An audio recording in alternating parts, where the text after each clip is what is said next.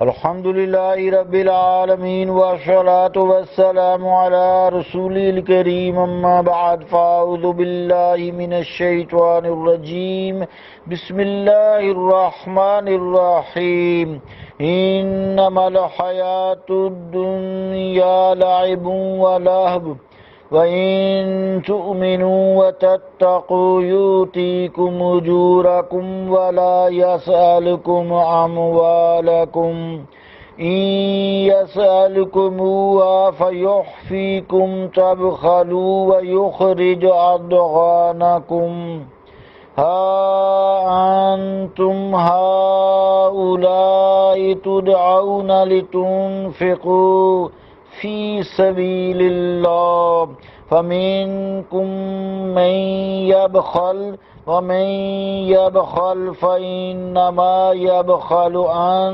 نفسه والله الغني وأنتم الفقراء وَإِن تَتَوَلَّوْا يَسْتَبْدِلْ قَوْمًا غَيْرَكُمْ ثُمَّ لَا يَكُونُوا أَمْثَالَكُمْ صدق اللہ العظیم۔ واجب الاحترام سامعین، السلام علیکم ورحمۃ اللہ وبرکاتہ۔ سورہ محمد کی 36 سے لے کے آخری آیت 38 تک تلاوت کرنے کی سعادت حاصل ہوئی ہے۔ ان آیات کا ترجمہ یوں ہے: یہ دنیاوی زندگی تو محض ایک کھیل اور تماشا ہے، اور اگر تم ایمان لاؤ اور پرہیزگار بن جاؤ تو وہ تمہیں تمہارے اجر عطا کرے گا، اور وہ نہ طلب کرے گا تم سے تمہارے مال۔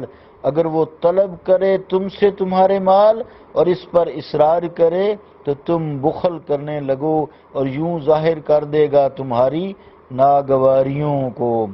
ہاں، تم ہی وہ لوگ ہو جنہیں دعوت دی جاتی ہے کہ اپنے مال خرچ کرو اللہ کی راہ میں، پس تم میں سے کچھ بخل کرنے لگتے ہیں، اور جو شخص بخل کرتا ہے تو وہ اپنی ذات سے بخل کرتا ہے، اور اللہ تعالیٰ تو غنی ہے، کسی کا محتاج نہیں بلکہ تم اس کے محتاج ہو، اور اگر تم روگردانی کرو گے تو اس سعادت سے محروم کر دیے جاؤ گے، اور تمہارے عوض وہ دوسری قوم لے آئے گا، پھر وہ تم جیسے نہ ہوں گے۔ اللہ کا قول سچا ہے جو بڑی ہی عظمت والا ہے۔ عزیزان گرامی قدر، السلام علیکم ورحمۃ اللہ وبرکاتہ۔ آیت نمبر 36 اور 37 میں اللہ رب العالمین یہ حکم دے رہا ہے کہ تم اپنا سارا سرمایہ اس کی راہ میں خرچ کر دو۔ اس کو تمہاری ضرورتوں اور کمزوریوں کا بخوبی علم ہے۔ اگر وہ تمہیں اپنی ساری دولت خرچ کرنے کا حکم دے تو تم بخل کرنے لگو گے، اور تمہارے دلوں میں مال و دولت کی محبت جو مخفی ہے وہ آشکارا ہو جائے گی۔ صاحب تاج العروس ڈعین کی تحقیق کرتے ہوئے لکھتے ہیں ادغانکم، 37 نمبر آیت کا آخری جو لفظ ہے، تحقیق کرتے ہوئے لکھتے ہیں، فرماتے ہیں قد داغنا الیہ وعلیہ ما واشتاق وحقدا۔ تاج العروس جلد 9 صفحہ 264۔ اس لفظ کے 3 معنی ہیں: کسی چیز کی طرف مائل ہونا، کسی چیز کا شوق دل میں پیدا ہونا، اور کینہ و بغض۔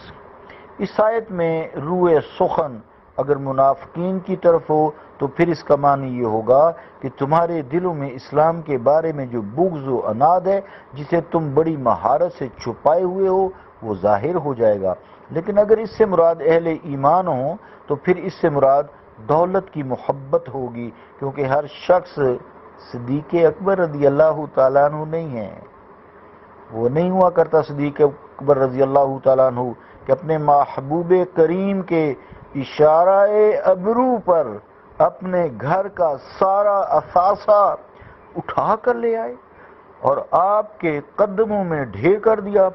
بعض لوگوں کو دنیا سے محبت ہوتی ہے عزیزان گرامی قدر، وہ کسی حد تک تو قربانی کے لیے آمادہ ہوتے ہیں، لیکن اگر انہیں سارا مال خرچ کرنے کا حکم دیا جائے اور اس پر اصرار کیا جائے تو بعض لوگ دولت سے اپنے دلی لگاؤ کو چھپا نہیں سکتے۔ داغینہ کا یہ متعدد معنی ہے، موقع محل کی مناسبت سے اس کا معنی متعین کیا جاتا ہے۔ فرمایا کہ اللہ تعالیٰ تمہیں دعوت دیتا ہے کہ تم اس کی راہ میں اپنے مال خرچ کرو، اس میں سراسر تمہارا ہی بھلا ہے۔ زکوٰۃ نکالو گے اور اپنے معاشرہ کے غریب اور مفلوق الحال لوگوں کی ضروریات بہم پہنچاؤ گے تو تمہیں معاشی سکون اور اطمینان نصیب ہو جائے گا۔ اگر جہاد کے موقع پر مجاہدین کی ضروریات کا انتظام کر دو گے اور وہ میدان جنگ میں دشمن کو شکست دیں گے تو تمہاری عزت میں اضافہ ہوگا، تمہاری مالی حالت میں خوشائن تبدیلی ہو جائے گی، اس میں سراسر تمہارا ہی تو فائدہ ہے۔ ہم اپنے لیے تو تم سے کچھ طلب نہیں کرتے، اس کے باوجود تم میں سے ایسے کوتاہ اندیش لوگ بھی ہیں جو اس حقیقت کو نہیں سمجھتے۔ در حقیقت وہ ہمیں کوئی نقصان نہیں پہنچا رہے بلکہ اپنے آپ کو ثواب سے محروم کر رہے ہیں۔ نیز قوم کے ضرورت مند طبقہ میں ان کے خلاف نفرت کے جذبات پرورش پائیں گے اور ان کی زندگی اجیرن ہو جائے گی۔ اللہ تعالیٰ تو غنی ہے، واللہ غنی وانتم الفقراء، آخری آیت جو ہے، اللہ غنی ہے، اس کو تمہاری دولت کی ضرورت نہیں، تم اس کے محتاج ہو، تم اس کے منگتے ہو، تمہیں اس کی عنایت و رحمت کی ہر لحظہ حاجت ہے، تم کم نگاہ ہو، اس ہمادان اور ہمابین کی رہنمائی کے بغیر تم منزل مقصود پر نہیں پہنچ سکتے۔ حضرت ابن مسعود رضی اللہ تعالیٰ عنہ سے مروی ہے کہ ایک دن حضور کریم صلی اللہ تعالیٰ علیہ وآلہ وسلم نے لوگوں سے پوچھا، تم میں سے کون شخص ہے جس کو اپنے مال سے زیادہ اپنے وارث کا مال محبوب ہے؟ لوگوں نے عرض کیا، یا رسول اللہ صلی اللہ علیہ وآلہ وسلم، ہم میں سے کوئی بھی ایسا نہیں جس کو اپنے وارث کا مال اپنے مال سے زیادہ عزیز ہو۔ حضور کریم صلی اللہ علیہ وآلہ وسلم نے ارشاد فرمایا، فَإِنَّ مَالَهُ مَا قَدَّمَ وَمَالَ وَارِثِهِ مَا أَخَّرَ، انسان کا اپنا مال وہ ہے جو اس نے راہ خدا میں خرچ کر دیا، اور جو پیچھے چھوڑ گیا وہ اس کا مال نہیں، اس کے وارث کا مال ہے۔ صحیح البخاری جلد 2 صفحہ 953۔ عزیزان گرامی قدر، جو 38 نمبر کا آخری آیت کا حصہ ہے، اللہ تعالیٰ جس قوم کو اپنے دین کا علم بردار بننے کی سعادت بخشتا ہے اور اصلاح عالم کا اہم اور عظیم فریضہ تفویض کرتا ہے، جب تک وہ قوم اپنے فرائض کی انجام دہی میں کوشاں رہتی ہے، اللہ تعالیٰ کی تائید و نصرت اس کے شامل حال رہا کرتی ہے۔ اس کی ہر تدبیر ہم آہنگ تقدیر ثابت ہوتی ہے، اس کا ہر قدم منزل کی طرف اٹھتا ہے اور ہر قسم کی عزتیں اور سرفرازیاں اس پر نچھاور کی جاتی ہیں۔ لیکن جب کوئی قوم اس نعمت کی قدر نہیں کرتی، اللہ کی راہ میں جان دینے سے کتراتی ہے اور مال خرچ کرنے میں بخل سے کام لینے لگتی ہے، اس کی قوت عملی میں کاہلی، سستی کے آثار نمایاں ہونے لگتے ہیں، تو اس کو مناسب انداز سے اس کی کوتاہیوں پر تنبیہ کی جاتی ہے۔ اگر پھر بھی وہ اپنی اصلاح نہیں کرتی تو اسے اس منصب جلیل سے ہٹا دیا جاتا ہے اور کسی دوسری قوم کو وہ منصب سنبھالنے کی عزت بخشی جاتی ہے۔ وہ نئی قوم نہ جان کی بازی لگانے میں پس و پیش کرتی ہے اور نہ مال خرچ کرنے میں دریغ کرتی ہے۔ تاریخ اس کی گواہ ہے کہ ہمیشہ ایسا ہی ہوتا آیا ہے اور قرآن حکیم کا فیصلہ ہی ہے کہ ہمیشہ ایسا ہی ہوتا رہے گا۔ ہم اس وقت جب بھی جس تاریخ کے حصے میں دیکھیں گے ایسا ہی آپ کو نظر آئے گا۔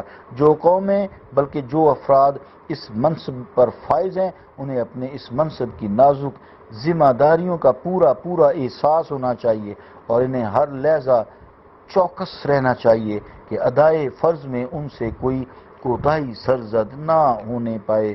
الحمدللہ رب العالمین الذی جعلنا من امت حبیبہ سید